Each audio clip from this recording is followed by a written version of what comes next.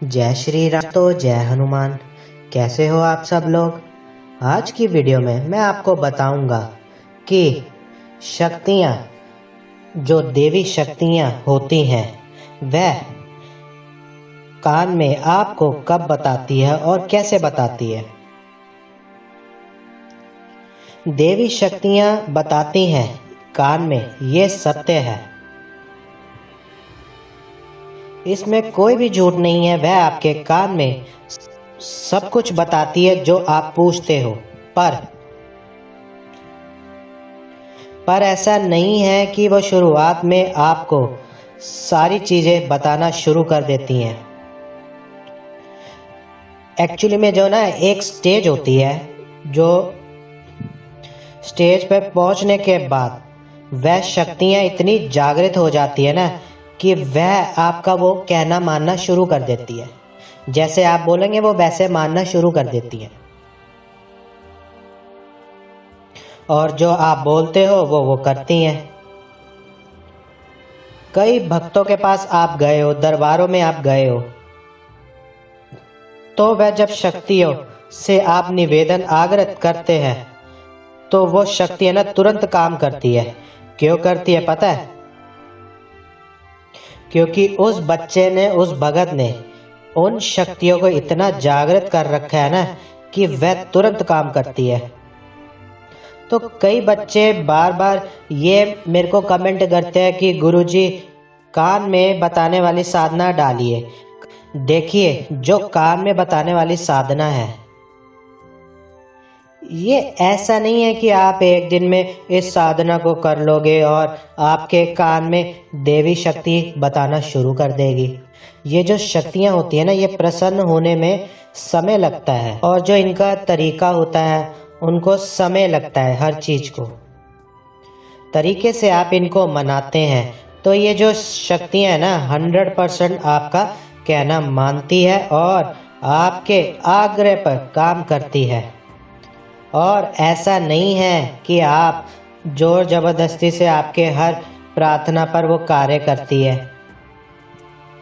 घमंड बिल्कुल भी नहीं आना चाहिए साधक के अंदर, और वो भी एक भगत के अंदर। और जो ये शक्ति है ना, इतनी तीव्र गति, इतनी दिव्य गति से काम करती है ना कि आप जैसे ही आप सोचोगे ना और बोलने के लिए होगे तो वो तुरंत काम कर देती है। तो जो उसका तरीका एक होता है ना, अगर आप सोचो आप सिर्फ एक दीपक जलाएंगे, इससे सारी चीजें हो जाएंगी, तो ऐसा संभव नहीं है।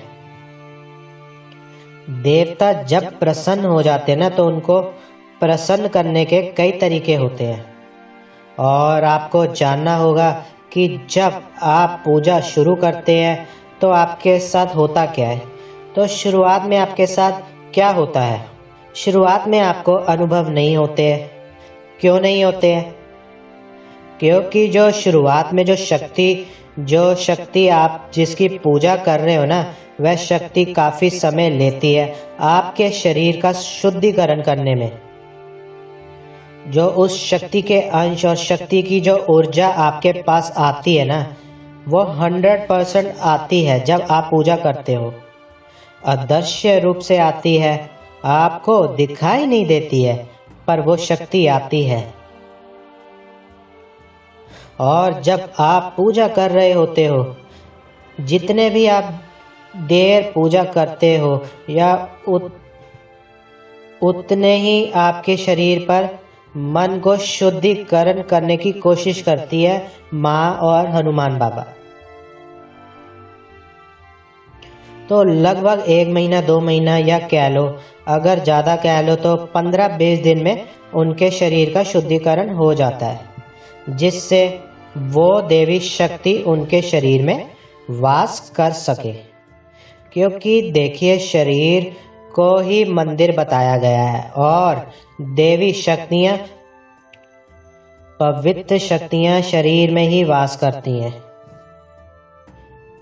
जो पवित्र शरीर होता है ना, इसी में वास करती है। तो सबसे पहले वह आपको पवित्र करने में समय लगाती है, जिससे आपको थोड़ा टाइम लगता है, और उसके बाद जब आपका शुद्धिकरण हो जाता है तो फिर उनका जो एक अंश है ना आपके पास आना शुरू हो जाता है।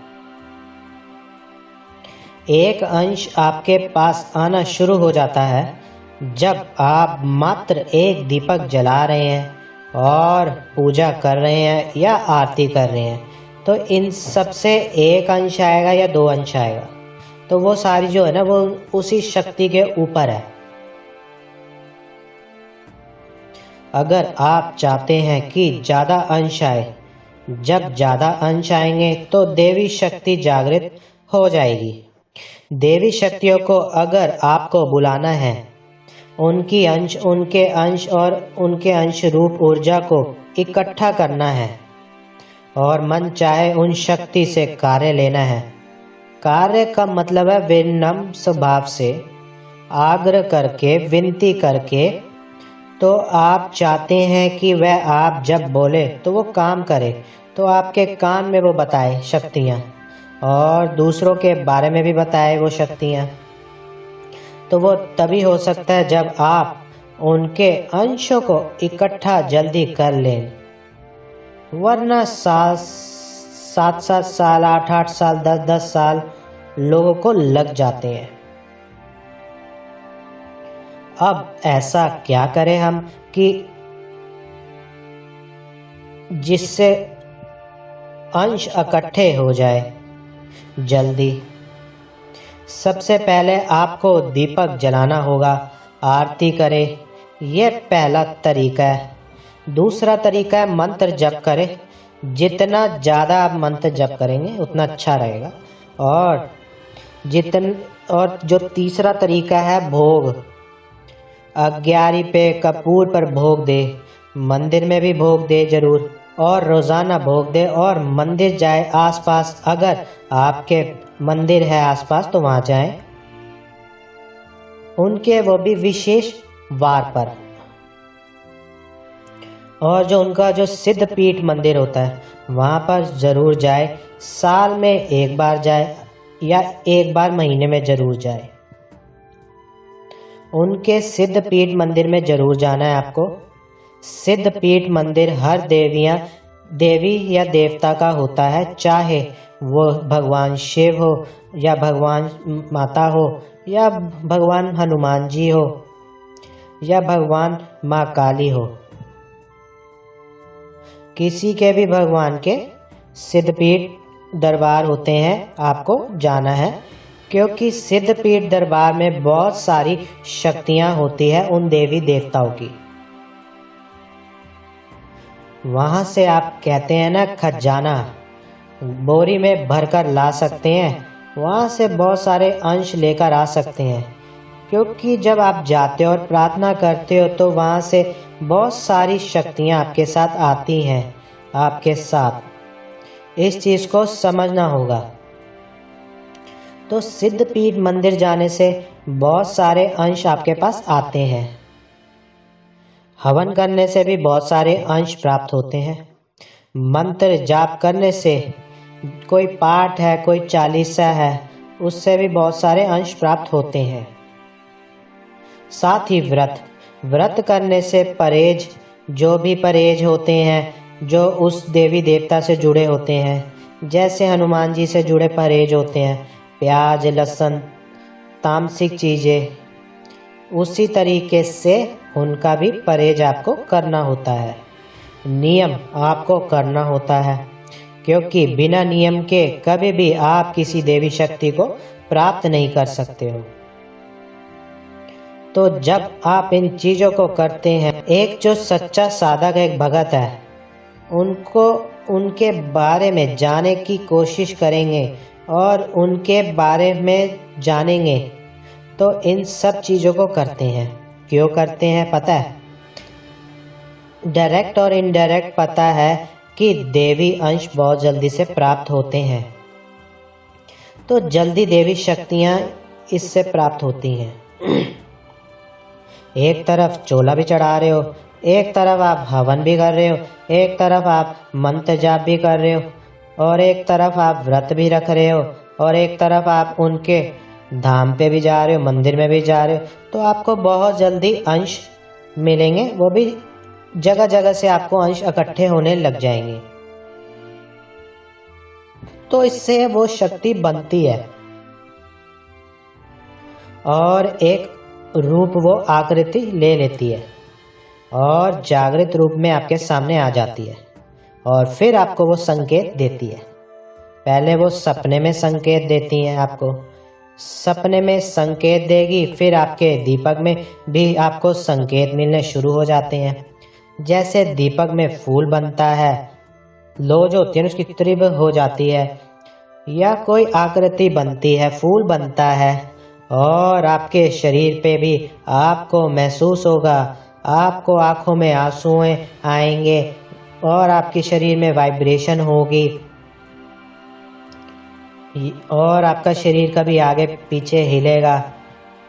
और जब सांस आपका ऊपर चढ़ेगा तो सवारी भी आ जाती है इसी बीच में।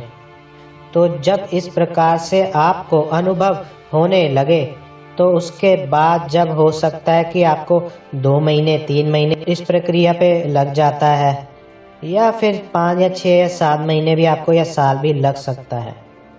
अगर आपके पास गुरु है तो बहुत जल्दी आपको ये चीज़ें मिल जाती है, क्योंकि गुरु पहले से ही बहुत सारे अंशों को प्राप्त करके रखते हैं। और जब वो आशीष आपको देते हैं, शिष्य बनाते हैं, तो अपने हाथ को सिर पर रखते हैं ना आपके, तो बहुत सारे आपको प्राप्त होते हैं देवी शक्तियां और ऊर्जाएं की शक्तियां।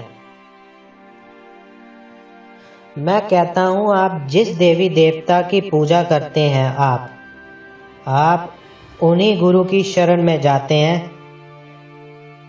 आप जिस देवता की पूजा करते हैं, जिस देवता की पूजा करते हैं ना, बहुत ही जल्दी आपको सवारी प्राप्त होती है और बहुत जल्दी आपको देवी अंश भी मिलते हैं और आपकी दृष्टि भी खुलती है। और फिर एक सवारी आने की अवस्था आती है। सवारी आने के बाद की आपको जो है ना शक्तियां कान में बताती है। जब आप उनसे पूछते हैं तो वो आपको बताती हैं सारी चीज़ें। तो ये एक प्रक्रिया होती है, एक दिन का काम नहीं है कि एक दिन में आपको ये सब चीज़ें मिल जाएं, और धीरे धीरे सारी चीज़ें होती हैं। तो जितना मैंने आपको बताया, जितना आप देवता के अंशों को इकट्ठा करोगे, उतना ही वो आप पर कृपा करेंगे और बहुत जल्दी आपको चीज़ें प्रदान करेंगी। तो मुझे आशा है इस प्रश्न का उत्तर आपको मिला है और बहुत ही अच्छी तरीके से आपको इस प्रश्न का उत्तर मिला है। बाकी हनुमान बाबा से मैं विनती करता हूँ कि वो आप पर कृपा करे, आपके घर परिवार पे कृपा करे, सदैव आपकी झोली भरते रहे और आप और आपका परिवार सदा सुखी रहे, खुश रहे। हम मिलते हैं एक नई जानकारी के साथ। तब तक के लिए जय श्री राम दोस्तों, जय हनुमान।